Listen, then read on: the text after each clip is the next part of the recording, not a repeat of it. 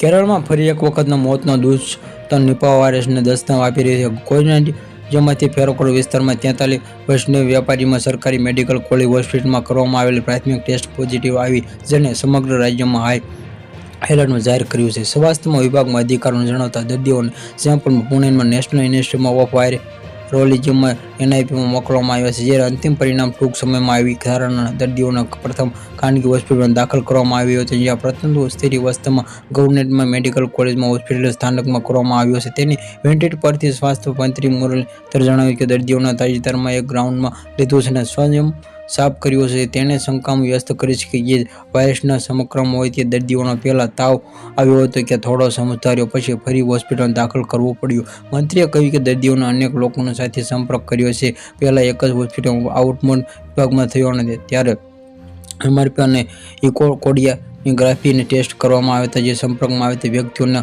આરોગ્ય કર્મીઓને ક્વોરન્ટાઇનમાં મોકલવામાં આવ્યો હતો અને આ દર્દીઓનો સંપૂર્ણ વ્યાપક નકશો તૈયાર કરવામાં આવી રહ્યો છે. જે કોઝિકોડ મેડિકલ કોલેજમાં હોસ્પિટલમાં તમામ કરેલી વ્યવસ્થા કરવામાં આવેલી દવાઓના ઉપલબ્ધમાં મંત્રી આજે સ્વાસ્થ્ય અધિકારીઓ સાથે બેઠક યોજાશે અને પરિસ્થિતિમાં સમીક્ષા કરશે કે નિપા વાયરસ સફળ ખાધા બાદના ફ્રૂટ બેટર દ્વારા આવેલા કેરળમાં આ 2018 આ વાયરસમાં કોરોના વાયરસમાં અત્યંત ખતરનાક છે કે મૃત્યુ દર ઓછી છે.